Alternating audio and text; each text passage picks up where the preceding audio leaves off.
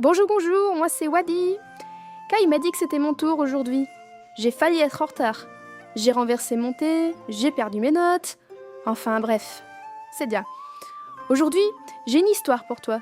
Elle parle de quelqu'un qui voulait tout contrôler, même l'imprévu, même lui-même. Ça m'a l'air épuisant tout ça. Il s'appelait Lucas, 31 ans, organisé, minutieux, le genre de personne qui prépare sa liste de courses 3 jours à l'avance et qui relit ses emails 2 fois avant d'appuyer sur envoyer. Les gens l'admiraient pour ça. Il est tellement rigoureux, tellement fiable. Et Lucas aimait cette image, parce qu'au fond, c'était sa façon de se sentir en sécurité. Si tout était prévu, rien ne pouvait mal tourner. Si tout était parfait, personne ne pourrait le prendre en défaut. Mais il y avait une chose que Lucas ne voyait pas encore. Contrôler tout coûte quelque chose. Chaque matin, avant même de se lever, son cerveau était déjà en marche. Qu'est-ce qu'il pourrait rater aujourd'hui? Comment l'anticiper? La réunion de 10 heures?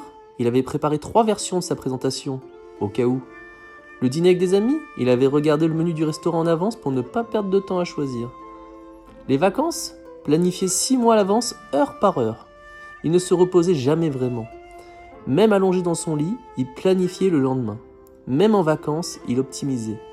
Un soir, sa sœur lui dit « T'as l'air fatigué. »« Je vais bien, j'ai juste beaucoup de choses à gérer. »« Non, je veux dire, fatigué de l'intérieur. » Lucas ne répondit rien, mais la phrase resta. Quelques semaines plus tard, Lucas déjeunait seul dans un parc. À la table d'à côté, une jeune femme renversait son café, éclatait de rire et continuait sa conversation comme si de rien n'était. Elle avait sorti un carnet froissé, griffonné, quelque chose avec un crayon sans gomme, rayé la moitié, et semblait parfaitement satisfaite du résultat. Lucas l'observa malgré lui. Elle avait l'air légère. Pas insouciante, pas irresponsable, juste légère. Il ne comprenait pas comment on pouvait fonctionner comme ça, sans filet, sans plan, sans tout anticiper. Il rentra chez lui avec une question qu'il n'arrivait pas à formuler vraiment. Ce soir-là, Lucas fit quelque chose d'inhabituel. Il prit une feuille blanche et commença à dessiner. Lui qui ne dessinait jamais. Pas pour faire quelque chose de beau, juste pour voir. Le résultat était maladroit, asymétrique, bancal. Il allait le froisser, puis il s'arrêta. Il y avait quelque chose dans ce dessin imparfait qui lui ressemblait plus que tout ce qu'il produisait d'habitude. Quelque chose de vrai, de vivant. Il le laissa sur sa table. Les jours suivants, Lucas commença à remarquer des choses qu'il n'avait jamais vraiment regardées. La tasse ébréchée qu'il utilisait depuis des années, celle qu'il avait gardée parce qu'elle venait de son père, la vieille veste qu'il ne jetait pas malgré ses usures, parce qu'elle lui allait parfaitement, la photo floue sur son bureau, prise par accident, mais la seule où il riait vraiment. Ces choses imparfaites portaient quelque chose que les choses parfaites ne portaient pas. Une histoire, une trace, du vécu. Il commença à comprendre. Peut-être que la perfection n'était pas ce qui rendait les choses précieuses. Peut-être que c'était exactement le contraire. Lucas ne devint pas soudainement quelqu'un de désordonné.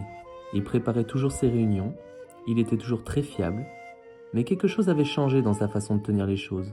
Un peu moins serré, un peu plus de place pour l'inattendu. Il commença à laisser des cases vides dans son agenda. Pas pour les remplir, juste pour voir ce qui arriverait.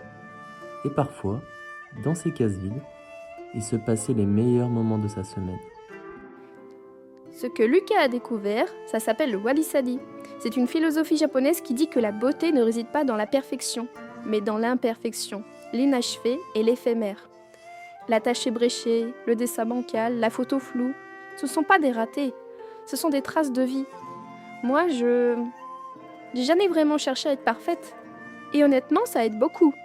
Je crois que ça se voit. Essaye de laisser une case vide cette semaine. Pas pour la remplir, juste pour voir ce qui se passe dedans. C'était Wabi la Kitsune. À bientôt dans la guilde. Oh non, j'ai encore renversé mon thé.